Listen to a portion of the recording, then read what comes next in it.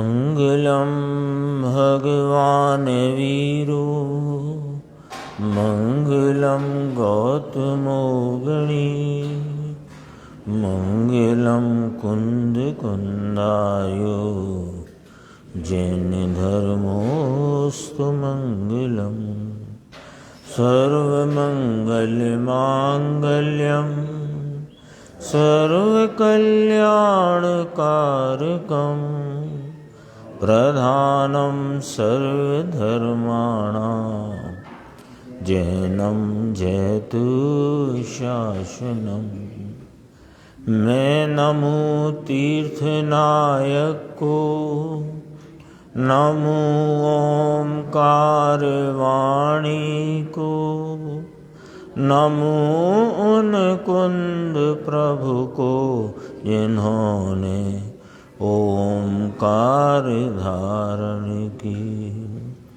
अहो उपकार जिनवर का, कुंद का दिव्य वाणी का, जिन कुंद ध्वनि दाता उनका हान स्वामी का। चिदानंदिक रूपाए जिनाए परमात्मने, परमात्म प्रकाशाय नित्यं सिद्धात्मने नमः।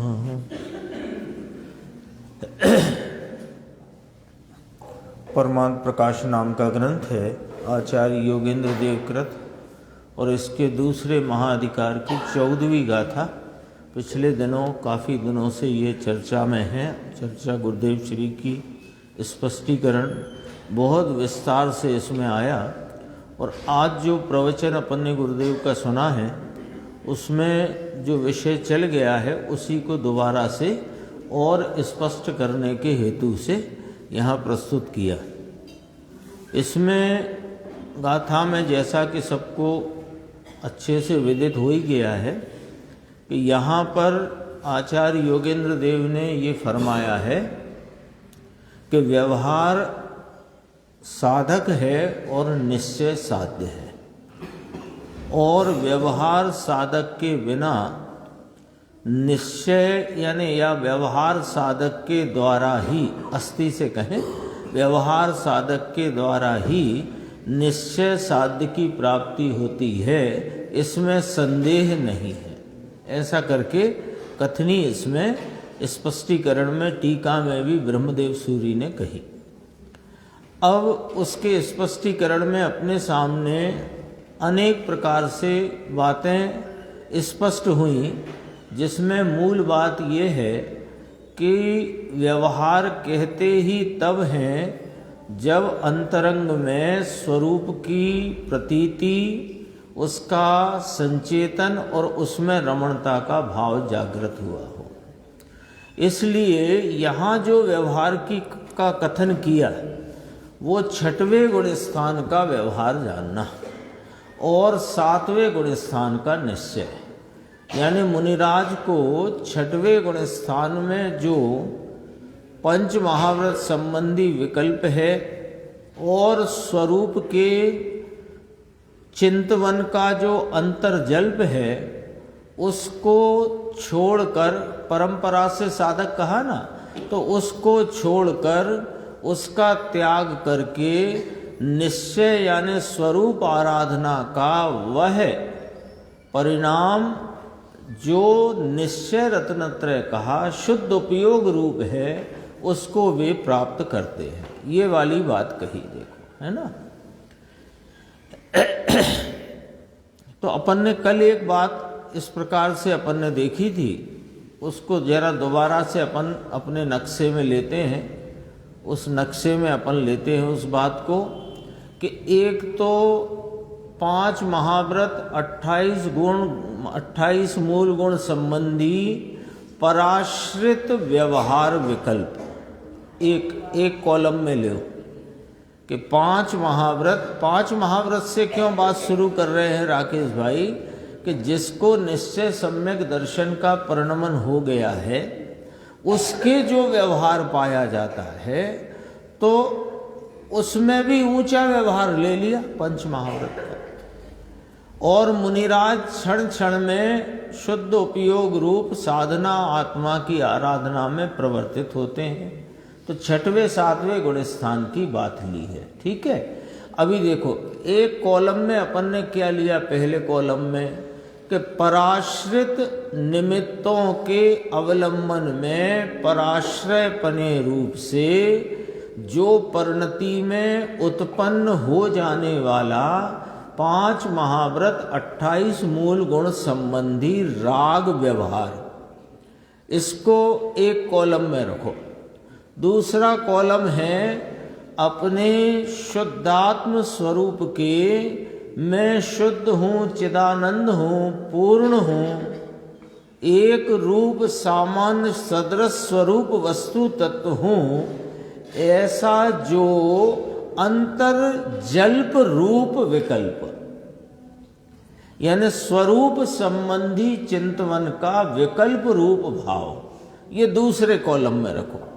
कॉलम एक पराश्रित रूप से उत्पन्न होने वाला जो व्रत आदि का व्यवहार, राग आदि रूप, राग रूप व्यवहार। दूसरे में स्वरूप संबंधी चिंतवन के अंतर्जल्प।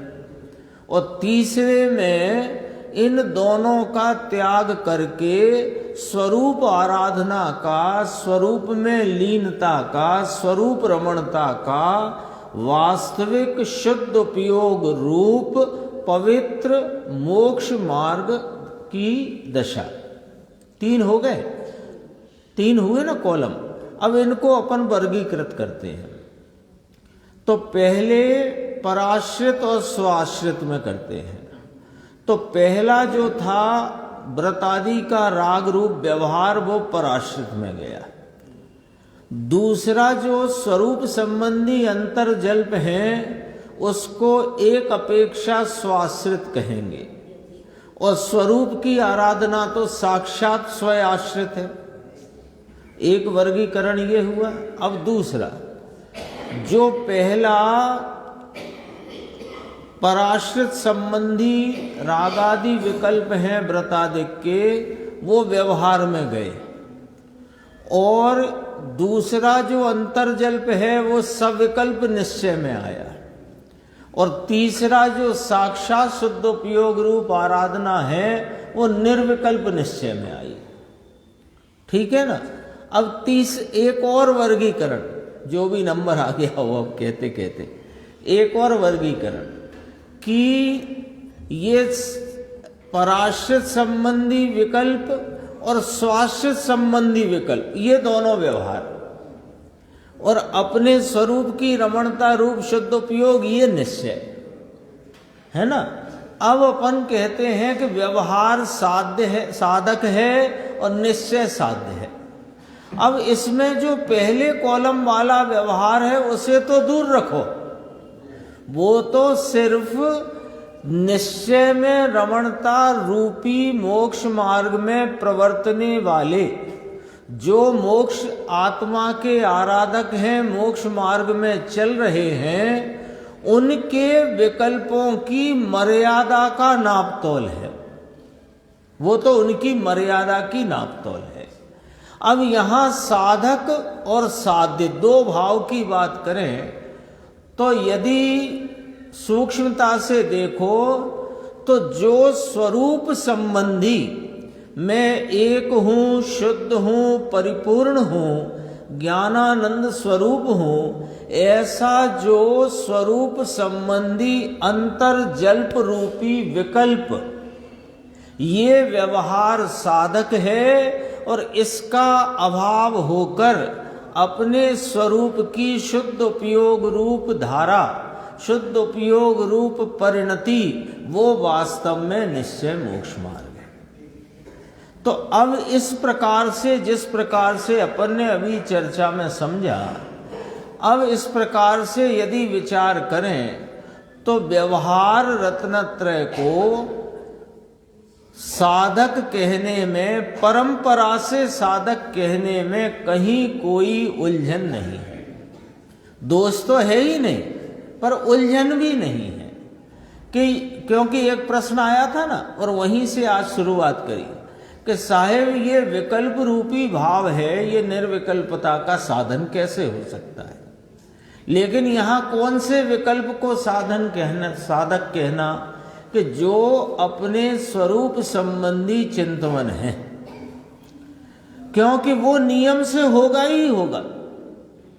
जब जब भी जीव सविकल्प दशा को छोड़कर निर्विकल्प आत्मा आराधना में आएगा, तो भले वह देव गुरु शास्त्र के लक्ष्य में वर्तता हो या आहारचर्या में वर्तता हो या विहारचर्या में वर्तता हो, वो तो पहले छूटेगा ही छूटेगा। लेकिन उसके बाद नियम से स्वरूप चिंतवन के अंतर्जल्प उत्पन्न होते हैं, और वो उनका भी उल्लंघन हो करके फिर वहां सीधा शुद्ध उपयोग साक्षात मोक्ष मार्ग का प्रवर्तन वहां नियम से होता है।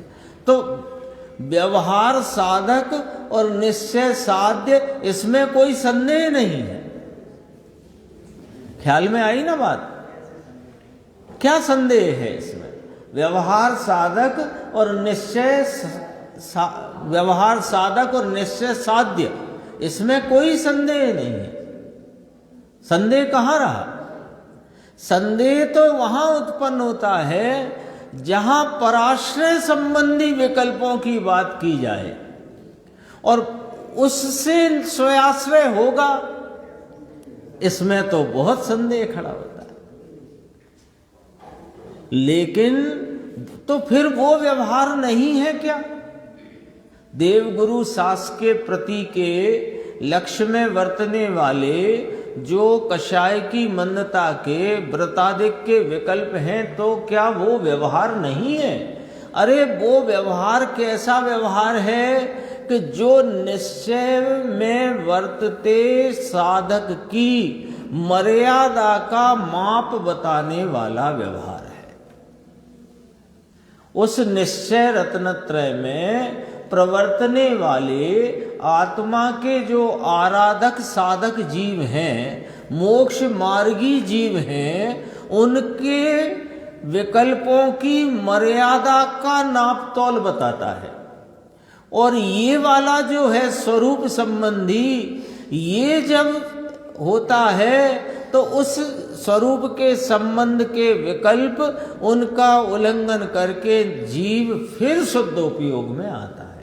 इसलिए व्यवहार साधक और निश्चय साध्य, उसको कहने में कहीं कोई संदेह नहीं है। आ गया ना स्पष्टीकरण? 3-4 दिन में गुरुदेव श्री ने सब बातें अपने सामने रखी। आज पंचास्ती काय की 172 गाथा का भी संदर्भ लिया, वो भी अपन देखते हैं। देखो, अनादिकाल से भेद वासित बुद्धि होने के कारण प्राथमिक जीव व्यवहार नय से भिन्न साध्य साधन, यहां इसका अर्थ किया है। ये जो स्वरूप संबंधी अंतर्जल्प हैं, यानी मैं एक हूं, ज्ञायक हूं, शुद्ध हूं, पवित्र हूं, ये भी भिन्न साध्य है, भिन्न साधन है, भिन्न साधन है। क्योंकि जो स्वरूप के शुद्ध उपयोग की परिणति है वो साध्य है, उससे वो भिन्न है। क्यों भिन्न है? वो सविकल्प है और ये निर्विकल्प है। अपने स्वरूप का चिंतवन, मैं शुद्ध हूँ, ज्ञायक हूँ, परिपूर्ण हूँ, ऐसा जो चिंतवन का भाव है उसको साधक कहा, और उसका उल्लंघन करके जो शुद्ध उपयोग रूप परिणति हुई उसे साधन कहा, साध्य कहा। साध्य कहा ना, तो साधक कहो कि साधन कहो, और साध्य माने जिसे प्राप्त किया। तो जो व्यवहार विकल्प है, वो जो स्वरूप संबंधी व्यवहार विकल्प हैं, वे भी सविकल्प हैं, और अपने स्वरूप की आराधना निर्विकल्प है। तो साध्य जो है वो निर्विकल्प है और साधन सविकल्प है। तो भिन्न हुए कि नहीं हुए? भिन्न हुए ना। तो उसको यहां कहना है। देखो, अनादिकाल से भेद वासित बुद्धि होने के कारण प्राथमिक जीव व्यवहार नय से कथन करते हैं। भिन्न साध्य साधन 3 है ना, मोक्ष मार्ग प्राप्त ज्ञानी जीवों को प्राथमिक भूमिका में, देखो क्या शब्द आया है, पंचहस्ती का 172 का था, मोक्ष मार्ग प्राप्त ज्ञानी जीवों को, किसकी बात चलती है? मोक्ष मार्ग प्राप्त ज्ञानी जीवों को, मोक्ष मार्ग में परिणित साधक जीवों को, क्योंकि व्यवहार उन्हीं को है, अज्ञानी को व्यवहार नहीं है। लेकिन अनादि से जो ज्ञानी हो गए हैं, जिन्होंने मोक्ष मार्ग में कदम रख कर के उसमें प्रयाण प्रारंभ कर दिया है, ऐसे ज्ञानी को भी अनादिकाल से तो भेदवासित बुद्धि ही रही है, अनादिकाल से तो भेद की वासना ही रही है। वो उसको यहाँ पर आचार्य भगवान ने उसको यहाँ उल्लेख किया, अनादिकाल से भेदवासित बुद्धि, भले ज्ञानी है लेकिन उसके अनादिकाल से अभी भेद की वासना चली आई है, जो कि कब मिटती है कि स्वरूप की उग्र आराधना पूर्वक पूर्णता की प्राप्ति पर जब पूर्ण वीतराग हो जाते हैं, तब भेद वासना का अंत होता है। क्योंकि भेद वासना राग है, वही भेद वासना है। तो पूर्ण वीतराग हो जाते हैं तब भेद वासना का अंत होता है। अभी लेकिन भेद को छोड़कर, भेद को गौण करके अभेद तत्व की आराधना में जो प्रवर्तित हो गए हैं, उन्हें कहेंगे मोक्ष मार्ग प्राप्त ज्ञानी जीव। आ गया शब्द ये, देखो मोक्ष मार्ग प्राप्त ज्ञानी जीवों को प्राथमिक भूमिका में साध्य कौन है? कि साध्य तो परिपूर्ण शुद्धता से परिणित आत्मा है, और उसका साधन व्यवहार नय से भेद रत्नत्रय रूप परावलंबी विकल्प कहे जाते हैं। ब्रैकेट वाला पढ़ूंगा दोबारा से, है ना। उसका साधन व्यवहार नय से भेद रत्नत्रय रूप विकल्प परावलंबी विकल्प, यद्यपि जो स्वयं आश्रय से होने वाले विकल्प हैं वे भी परावलंबी हैं। समझ में आई बात? नहीं आई? जो स्वरूप के संबंध में चिंतन है वो भी परावलंबी भाव है। वो यदि स्वावलंबी भाव हो तो शुद्ध भाव होगा, है तो वो भी परावलंबी, पर दोनों के विषय में फर्क है तो दोनों परावलंबी। वो 3 कॉलम याद रखना। जो देवगुरु शास्त्र हैं वे पर विषय हैं, जो अपना ज्ञानानंद स्वभाव है वो स्वयं विषय है, लेकिन जितनी स्वरूप के तरफ के लगी हुई परिणति से अलग बाहर में वर्तती बहिर्मुख उपयोग की धारा वो स्वयं विषय में है, वो भी परावलंबी है, और पर विषय में है वो भी परावलंबी है। आया ना ख्याल में? तो देखो साध्य किसे कहा? कि परिपूर्ण शुद्धता से परिणित आत्मा वो साध्य है, उसका साधन व्यवहार नय से, अब ब्रैकेट वाला साथ में लो, आंशिक शुद्धि के साथ साथ रहा हुआ भेद रत्नत्रय रूप परावलंबी विकल्प कहे जाते हैं। आई बात ख्याल में? आंशिक शुद्धि के साथ साथ रहा हुआ, जहां आंशिक शुद्धि माने अपने शुद्ध स्वभाव के अवलंबन से परिणति में प्रकट हुई संवर निर्जरा की धारा, आंशिक शुद्धि, तो वो जब है तब उस व्यवहार को साधन कहने में आया है ना। स्पष्ट है? आज ये बोल्ड अक्षर है ना, जो आचार्य भगवान अमृतचंद्र आचार्य देव के शब्द है ना। इस प्रकार जीवों को व्यवहार न से, और ये भिन्न साध्य साधन की जो बात करी ना, वो व्यवहार न की कथनी है, ये भी इसमें आ गई बात। निश्चय न की कथनी में तो अभिन्न साध्य साधन है।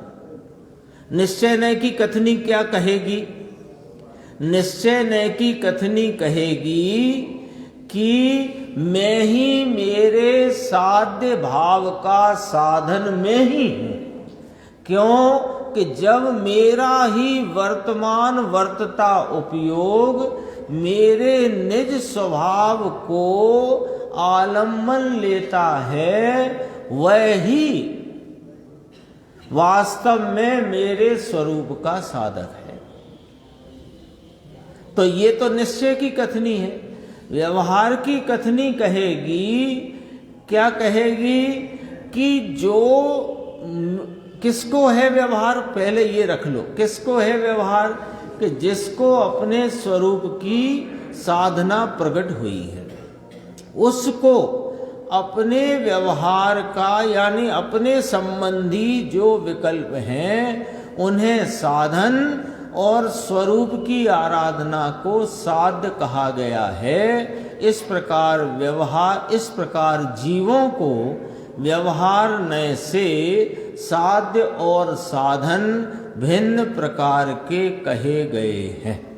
वरना पाठ तो ऐसा है, अनादिकाल से भेदवासित बुद्धि होने के कारण प्राथमिक जीव व्यवहार नय से, अब देखो गुरुदेव खुलासा करते, परंतु व्यवहार नय किसे?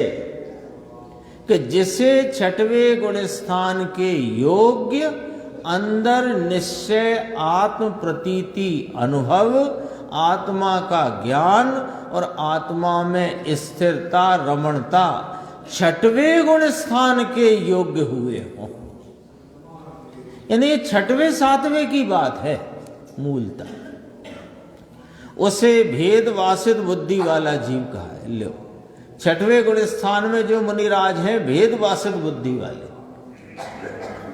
क्यों भेदवासित बुद्धि? क्या? अरे भेद उठता है ना, तो भेद उठता वही तो व्यवहार है। आगे और देखो, एक चर्चा इसकी आई है,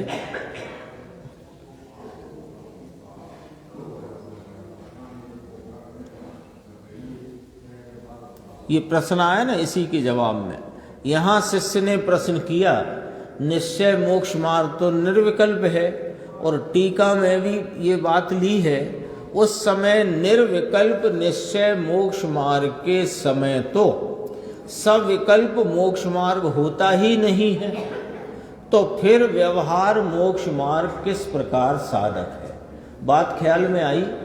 क्या कहना चाहते हैं देखो। सविकल्प मोक्ष मार्ग निर्विकल्प दशा के काल में है नहीं, तो व्यवहार मोक्ष मार्ग किस प्रकार साधक है?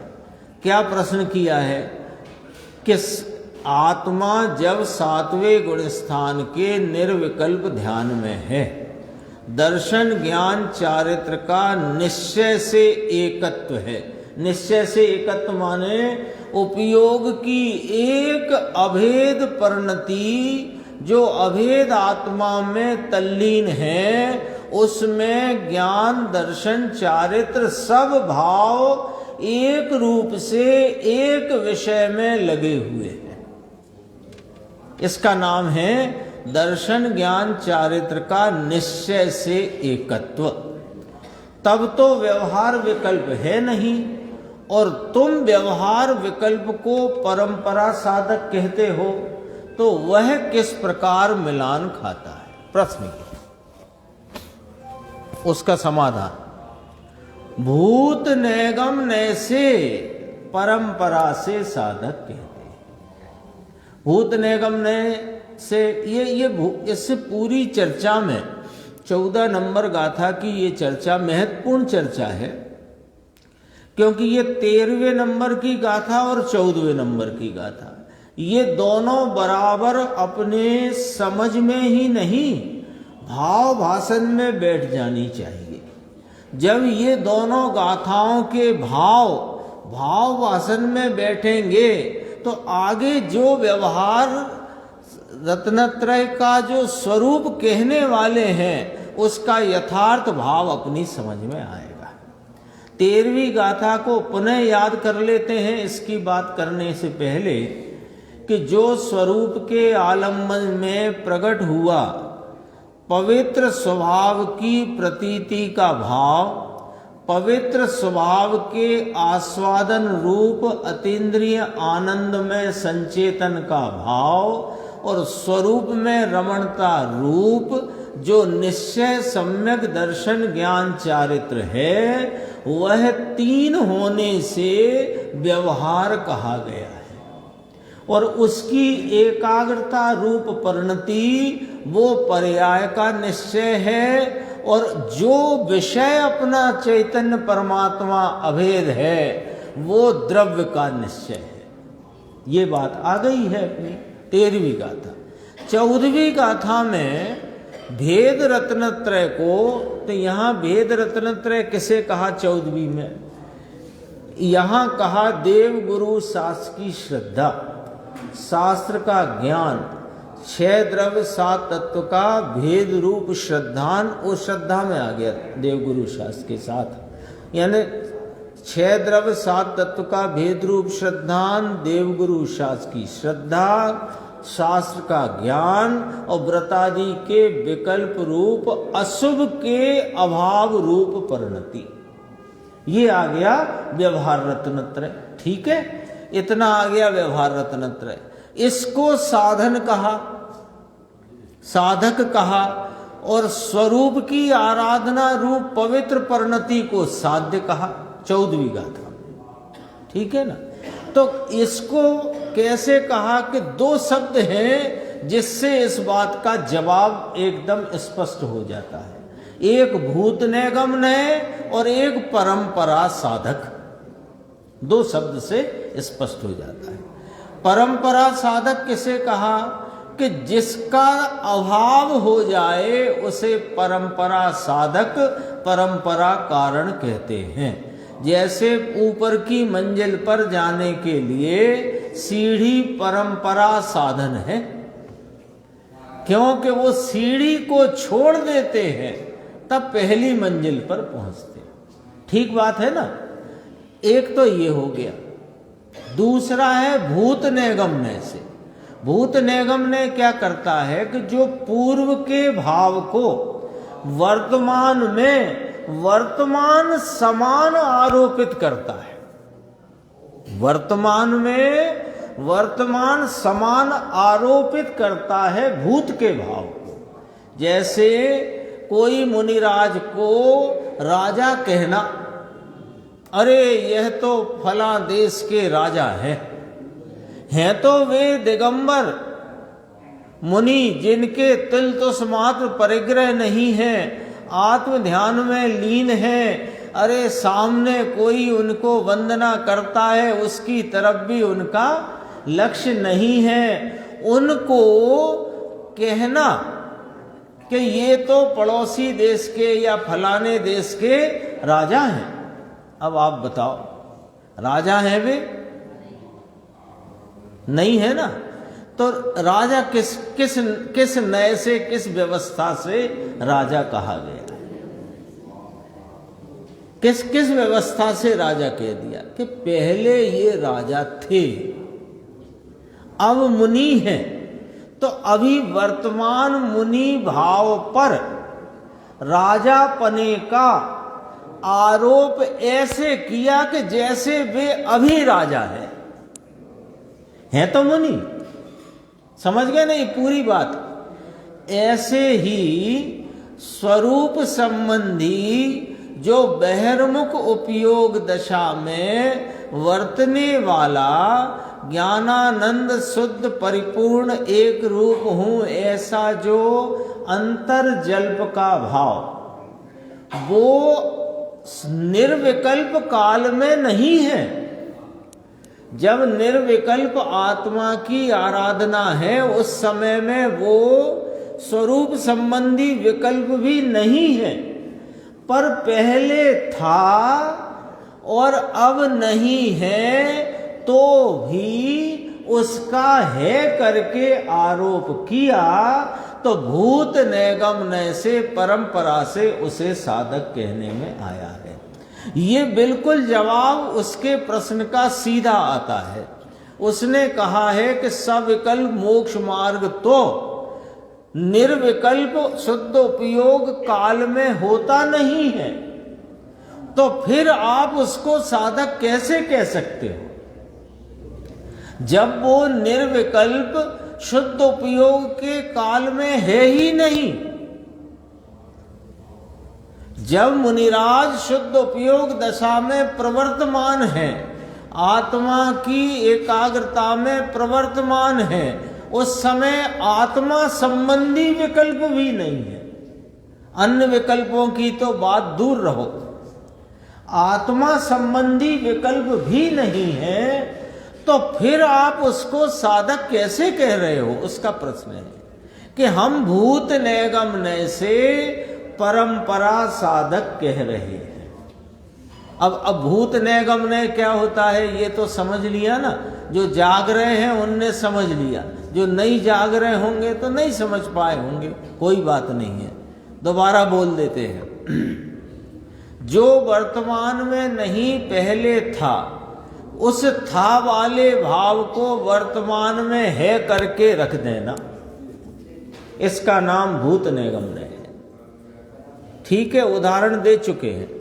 तो अब वो स्वरूप संबंधी विकल्प पहले था, अब नहीं है, और अब निर्विकल्प आराधना है, तो भी उसको वहां पर साधक रूप कह देना, है कह देना, इसमें कोई दोष नहीं है भूत नैगम नय से। और परंपरा कह करके ये भी कह दिया है कि उसका अभाव हो गया। दो बातें कहती हैं।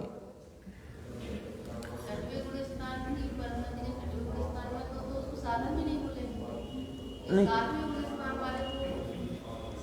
हाँ देखो ऐसा है, एक दिन आई थी बात, याद होगी, कि छठवें गुण स्थान वाले को तो अभी निर्विकल्प उपयोग नहीं है, तो साध्य भाव ही नहीं है, अभी तो साधन जिसे कहेंगे उस भाव में है। तो अभी तो इसमें प्रवचन सार में एक बात आती है कि जब वहाँ कहा कि साक्षात शुद्धोपयोग ही मुनि भाव है, या मुनि किसे कहना कि साक्षात शुद्धोपयोग को ही मुनि कहना, तो वहाँ प्रश्न किया कि छठवें गुण स्थान को मुनि कहना कि नहीं कहना। तो वहाँ जवाब ये दिया आचार्य भगवान ने कि गौण पने कहना है तो कहो। अब आपका जवाब आ गया कि छठवें गुण स्थान में साध्य भाव ही नहीं है ना, साध्य ही नहीं है, और बात तो साध्य की चल रही है, और वो साधक या साधन भाव है। तो छठवें गुण स्थान में दो भाव गिनाए अपन ने, जो 3 कॉलम के चार्ट बनाए थे, एक पराश्रित संबंधी विकल्प, एक स्वाश्रित संबंधी विकल्प। ये दोनों ही विकल्प रूप भाव हैं, सविकल्प दशा है, छठवें गुण स्थान के भाव है। इनका त्याग होता है, इनका उल्लंघन होता है, इसका उल्लंघन करके शुद्ध उपयोग होता है। तो छठवां गुण स्थान तो शुद्ध उपयोग का है नहीं, तो गौणपने मुनि कहो। मुनि तो 7वें गुण स्थान वाले हैं। लेकिन एक बात और यहीं पर कि उनको 3 कषाय चौकड़ी की अभाव रूप वीतराग परिणति तो वहां पर अखंड धारावाही छठवें में भी है, वो तो छठवें में भी चल रही है, उतनी निर्जरा का परिणमन भी छठवें में चल रहा है संबर सहित। और वास्तव में एक दिन आ गया था, 2-3 दिन हो गए, और वास्तव में तो 7वें गुण स्थान का कारण तो अंतरंग में प्रवर्तमान बह रही 3 कषाय चौकड़ी की अभाव रूप दशा वास्तविक कारण है। वो अभिन्न साध्य साधन और ये भिन्न साध्य साधन, इतना फर्क है। देखो कोई भी चीज हो, कोई भी बात जिनवाणी में आती है तो उसका विश्लेषण और उसका अन्वेषण दोनों ही बहुत सूक्ष्मता से जब होता है तब वो उसका सही भाव अपने यथार्थ भाव ख्याल में आता है।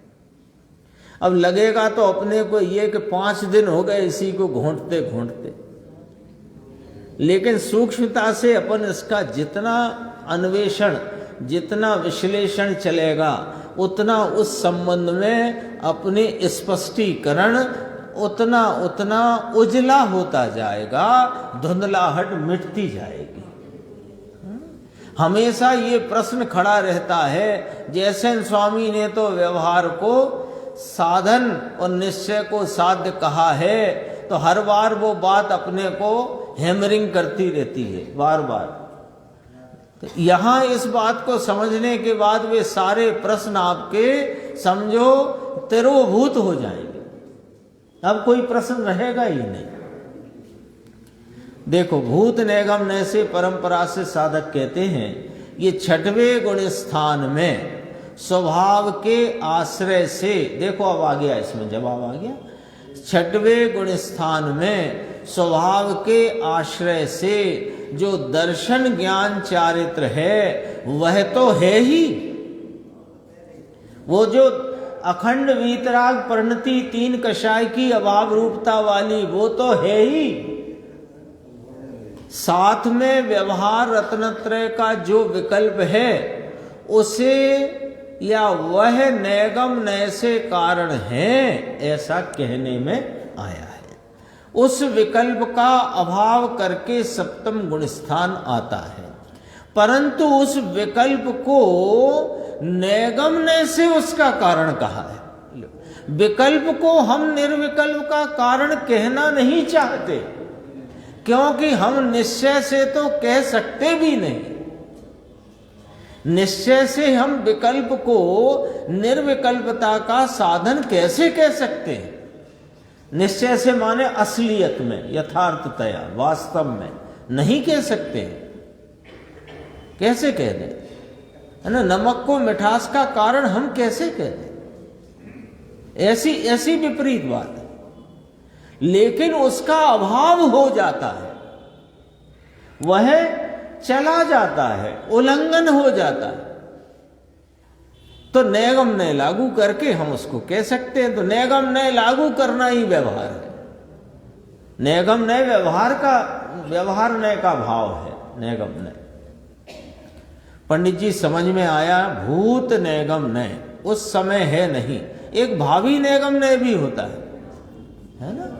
भावी नैगम नय कैसे होता है वो तो सबने देखा, अभी देखेंगे सोनगढ़ में जाके, पंच कल्याणक आने वाले हैं ना 2-3 दिन में, वहां देखेंगे कि वो बाल तीर्थंकर को भगवान कहना, बालक है, जन्म हुआ है, मेरू पर्वत पे ले जाते हैं, स्नान कराते हैं और देवों के द्वारा लाए हुए वस्त्र पहनाते हैं और भगवान कहते हैं। ये भावी नैगम नय। अभी भगवान है नहीं, भगवान होंगे, तो होंगे वाली पर्याय को अभी आरोपित कर दिया वर्तमान में। अभी तो प्रतिष्ठाचार्य ने वो देवकृत वस्त्र आए, अभी तो प्रतिष्ठाचार्य तो नाटक की तरह, असलियत कोई अपन कल्पना में लें तो हाँ, वहाँ स्वधर्म इंद्र और कुबेर आदि के द्वारा लाए हुए वस्त्रों को वहाँ पहनाया जाता है। बाल तीर्थंकर को नहीं पहनाएंगे?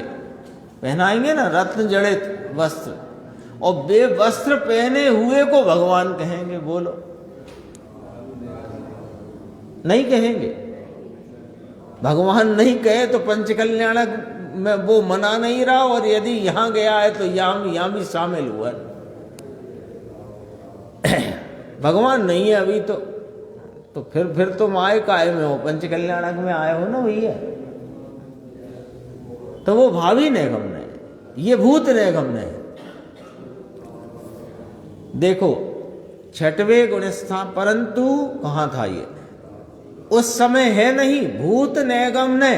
भूत नैगम नय से कथन जो किया वो भाव वर्तमान में नहीं है, था, उसको वर्तमान में आरोपित करके वर्तमान रूप कहना, ये भूत नैगम नय। तो यहां देखो, पूर्व में विकल्प था, छठवें गुण स्थान के योग दर्शन ज्ञान चारित्र तो है, परंतु साथ में विकल्प था। अब यहाँ कौन सा विकल्प लेना, जरा अपन इसको थोड़ा अपन विश्लेषण या इसके अपन थोड़ा समझने का प्रयास करते हैं। छठवें गुण स्थान में दो प्रकार के विकल्प गिनाए थे, एक पराश्रित संबंधी विकल्प, एक स्वाश्रित संबंधी यानी स्वस्वरूप के संबंध में विकल्प, एक निमित्तों के संबंध में विकल्प। यानी प्राणी संयम आदि के जो विकल्प हैं, इंद्रिय संयम के जो विकल्प हैं, वे पराश्रय में गए, और मैं शुद्ध बुद्ध चैतन्य एक रूप हूं, ये स्व संबंधी विकल्प। ठीक है ना। तो इन दो विकल्पों में भी यहां जिस विकल्प को साधन कहा जा रहा है वो स्व विषय संबंधी विकल्प को, जैसे अंतर्जल्प कहते हैं। साथ में विकल्प था, उस समय निर्विकल्प सप्तम गुण स्थान नहीं है, तो जब निर्विकल्प है उसका कारण विकल्प तुम कहते हो, प्रश्न था ना उसका। तो निर्विकल्प के काल में विकल्प तो है नहीं, तो उत्तर संक्षिप्त में भूत निगमने से, जैसे अभी अपन ने पंच कल्याणक की चर्चा करी, तो हाँ वस्त्र पहने हुए को भगवान कह दिया कि हाँ कह दिया भावी निगमने से। तो यहाँ विकल्प है नहीं, फिर भी निर्विकल्पता में विकल्प को आपने साधन कह दिया कि हाँ भूत निगमने से। ऐसा यहाँ पर प्रयोग है, ये व्यवहार है। समझ में आया, ये सूक्ष्म बात है भाई व्यवहार। तो फिर और आगे देखो चर्चा। ये जो परिजानी ही ये शब्द आया था, इसका खुलासा, व्यवहार को जानने वाला यहाँ कौन है ना। ये बात याद करो, समय सार गाथा 12 है ना। ठहरा जो अपरम भाव में व्यवहार से उपदिष्ट है, यानी तक काले तदात्वे शब्द है, तदात्वे ते काले, उस काल में व्यवहार जाना हुआ प्रयोजनवान है। 12वें नंबर की गाथा। ठीक है। तो उस काल में जाना हुआ प्रयोजनवान है, तो जानेगा कौन, जानने वाला है कौन, कि जो 11वीं गाथा में से निकल करके आया है। ख्याल में आ गई बात। 11वीं गाथा में से जो निकल कर आया है, माने 11वीं गाथा में क्या कहा है कि भूतार्थ, वो व्यवहार ने सभी अभूतार्थ है, और एक यह शुद्ध स्वरूप भूतार्थ है, और भूतार्थ के आश्रय से सम्यक दर्शन है। भूदत्त मस्जिदो खलु समाधि, अभी क्या है समाधि, हाँ शुद्ध नए भूतार्थ है, और भूतार्थ के आश्रय से सम्यक दर्शन है। भूदत्त मस्जिदो खलु, उसमें शब्द है ऐसा। तो वो जिसने अपने भूतार्थ स्वरूप आत्मा का अनुभव, प्रतीति और रमणता की है, वो जानने वाला है। तो यहां उसको छठवें गुण स्थान वाला लिया सीधा। व्यवहार को जानने वाला यहाँ कौन है कि छठवें गुण स्थान में जो दर्शन ज्ञान चारित्र आनंद आदि की पर्याय है, उसके साथ जो व्यवहार का विकल्प है, उसे परिजानी ही, जानना बराबर जानना, ये बात चलती है। यानी शुरुआत कहाँ से थी, यदि याद हो 14वीं गाथा का अनुव्यार जब अपन ने पढ़ा था, तो जान शब्द पे अंडरलाइन किया था। व्यवहार जानना, अनुसरण करना नहीं, ये बात आई थी ना, देखो। और वह विकल्प परंपरा कारण है, अर्थात उसे छोड़कर सप्तम में अंदर स्थिर होगा, अथवा पूर्ण निश्चय तो 14वें में अंतिम समय में होगा। पूर्ण निश्चय तो 14वें गुणस्थान के अंतिम समय में है, फिर वहां से तो गुणस्थानातीत सिद्ध अवस्था है। समझ में आया। परंतु निर्विकल्प दशा में सप्तम में परम भाव कहने में आया है। दो प्रकार से परम भाव की परिभाषा आई है। एक तो सप्तम गुण स्थान जो शुद्ध उपयोग का है, चौथे गुण स्थान को भी परम भाव नहीं कहा है। चौथे गुण स्थान में स्वरूप की प्रतीति की ही मुख्यता कही गई है, श्रद्धान की मुख्यता कही गई है, सम्यक दर्शन सम्यक ज्ञान की मुख्यता की गई है, चारित्र होने पर भी गौण रखा गया है नहीं ऐसा नहीं है, स्वरूपाचरण चारित्र प्रकट हुआ है लेकिन गौण रखा गया है उसे। और सप्तम गुण स्थान को परम भाव और छठवें को अपरम भाव कहा। ठीक है, एक तो ये व्याख्या, और एक 14वें गुण स्थान को परम भाव कहा गया। एक ये पूर्णता देखो, निर्विकल्प दशा में सप्तम में परम भाव कहने में आया। 12वीं गाथा याद की देखो, शुद्धा शुद्धा देशो ना दब्बो परम भाव दर्शी हिम।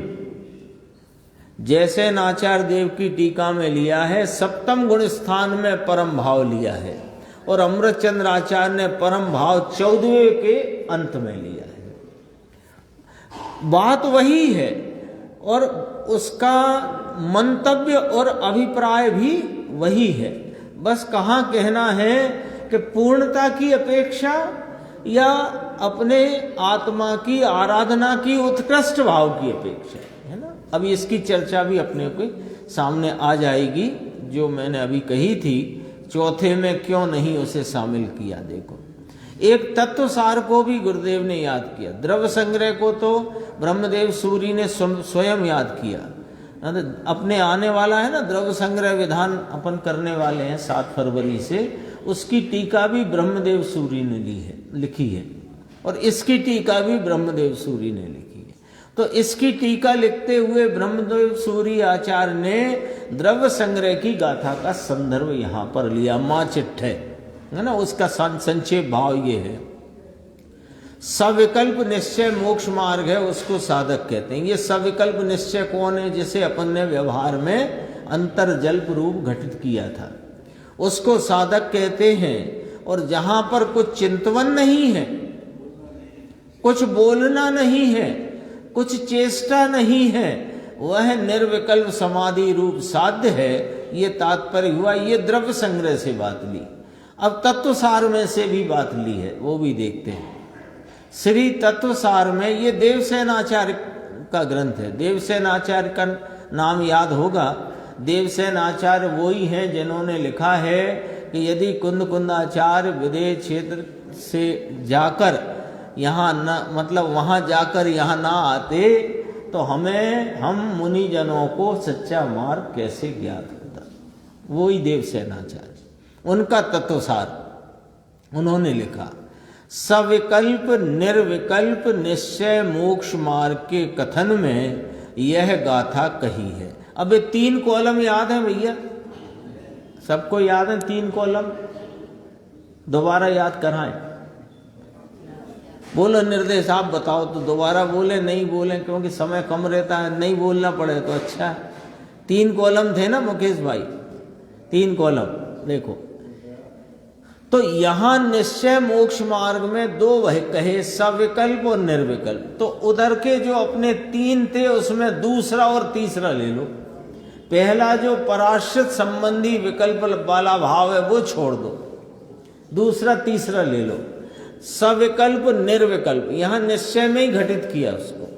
सविकल्प निर्विकल्प निश्चय मोक्ष मार्ग के कथन में यह गाथा कही है।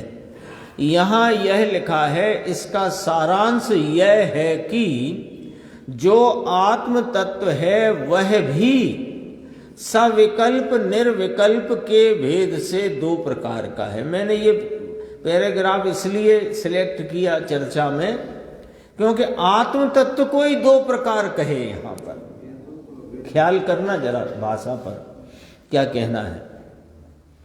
आत्म तत्व है वह भी सविकल्प, देखो मोक्ष मार्ग तो कह ही दिया सविकल्प निर्विकल्प। अब कहते हैं आत्म तत्व है वह भी सविकल्प निर्विकल्प के भेद से 2 प्रकार का है। अरे सूक्ष्म बात है। देखो, जो विकल्प सहित है वह तो आश्रव सहित है, अब यहाँ कौन सी रीति ली है आत्म तत्व के निरूपण की? कौन सी रीति ली है कि देखो, वर्तमान पर्याय से अभेद करके द्रव्य को द्रव्य कहने का जो निरूपण का सिस्टम है, यानी वर्तमान पर्याय से अभेद रख के वस्तु बताना, उस तरह से यहाँ पर उस सिस्टम से यहाँ पर कथनी की गई है। तो वर्तमान में जो विकल्प रूप भाव है, स्वरूप संबंधी विकल्प, मैं शुद्ध हूँ, मैं एक हूँ, परिपूर्ण हूँ, ज्ञान स्वरूपी हूँ, ऐसा जो विकल्प वर्तमान में है, उस विकल्प से परिणत आत्मा को यहाँ विकल्प रूप सविकल्प आत्मा कहा, आश्रव सहित का। ऊपर निश्चय मोक्ष मार्ग तो पर्याय है, अच्छे से समझना।